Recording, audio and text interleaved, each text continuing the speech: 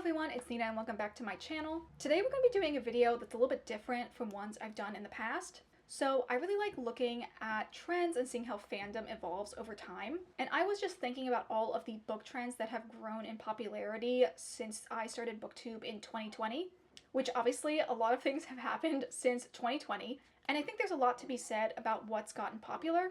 This isn't really a comprehensive list, and I also know jack all about the publishing industry and how trends are manufactured, but I do know a lot of it has come from TikTok and the rise of booktok over the years, and just how much influence they have in bringing new books to become popular, as well as kind of making old gems come back in popularity as well.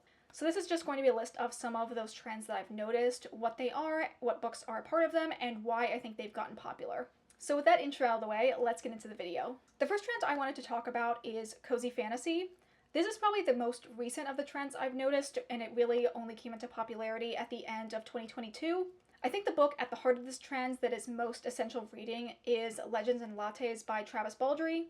These books are basically ones that are a fantasy world with low stakes that focuses on the mundane and more of the whimsy over making fantasy very grimdark or realistic.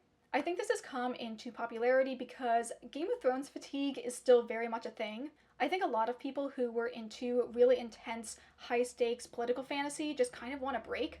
And I think for a lot of new readers, they don't have the time or really want the commitment to settling down with a series that's really dense and 800 pages long.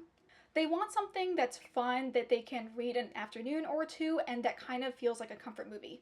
And put a big pin in that concept as well. Another trend that has popped up in fantasy has been the rise of romantasy, which is the combination of romance and fantasy. There's actually a lot of series that fall into this category, but I think the big one that really started it all was ACOTAR, or A Court of Thorns and Roses by Sarah J. Maas. But I think this genre is also quite dominated by a lot of self-published works, so things that you would find through Kindle Unlimited.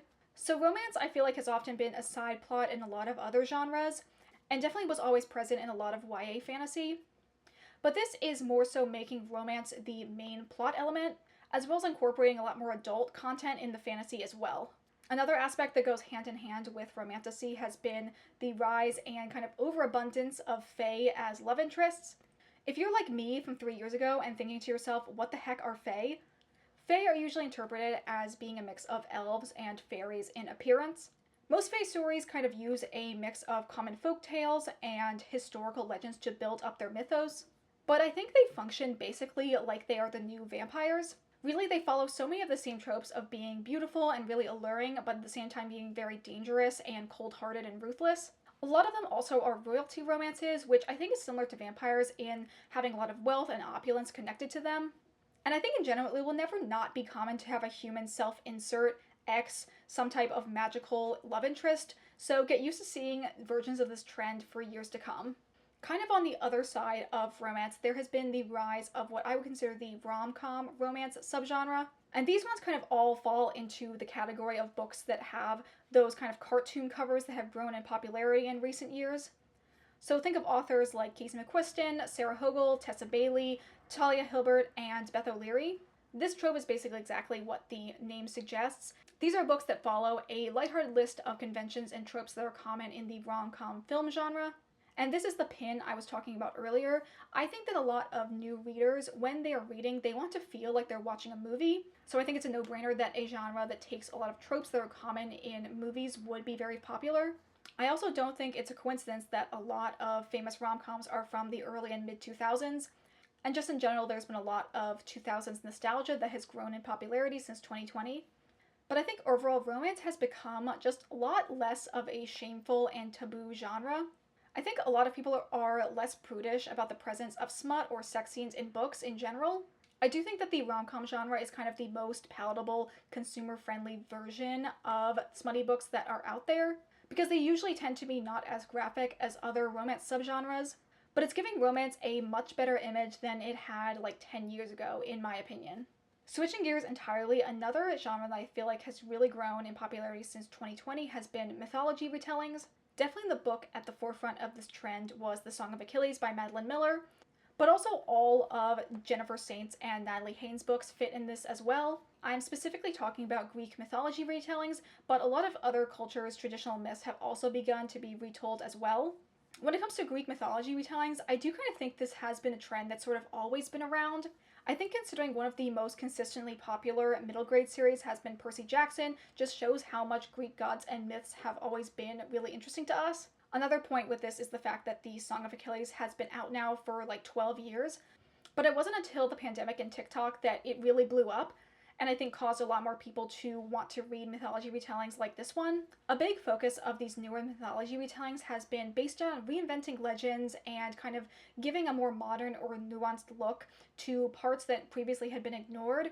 With the Song of Achilles, that's making the relationship between Patroclus and Achilles to be more definitively romantic, or doing a lot of like feminist retellings, giving female characters more agency and kind of shedding light on their stories when the original myth had them be portrayed as more one-dimensional. And the last trend we are going to be talking about today is the sad girl / unhinged women lit fic subgenre. Books in this category are ones like My Year of Rest and Relaxation, Boy Parts, A Certain Hunger, and Night Bitch. I think these are really ones that are inspired by the mood of the zeitgeist. Very much the "are you tired of being nice, don't you just want to go apeshit" type of meme. I feel like a lot of women are really fed up with how awful their lives are and how the future seems so bleak, so they'll try and break the system through force. I think sad girl lit tends to focus more on slice of life and wallowing in the sadness and the daily struggle of being a woman in modern times, whereas the unhinged woman is more about a supernatural force or very out of the ordinary occurrence coming in and shaking up a woman's life, making it take a drastic turn, often down the path of destruction. I think overall, cozy fantasy and the unhinged woman are almost like two ends of the spectrum in coping responses to the post-pandemic world. One is basically escapism, where nothing seriously bad ever happens, and you can kind of live in this space of joy and feel calm. Whereas the other is like trying to feed into that negative energy and allow yourself to be like, yeah, shit's fucked up, and I'm allowed to be mad about it.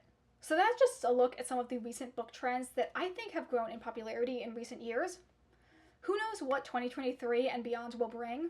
In February and March, we kind of saw a little bit of a Hunger Games renaissance happening, so who knows, maybe in the next couple years there'll be a YA dystopian that really breaks the mold, and we'll see a whole slew of new books in that genre come out. But that is going to be it for me today. Thank you guys so much for watching. Please consider liking this video and subscribing if you aren't already. Consider following me on the Storygraph if you want to see my reading updates in real time. But as always, I hope you have a wonderful day, and I will see you all in the next video. Bye!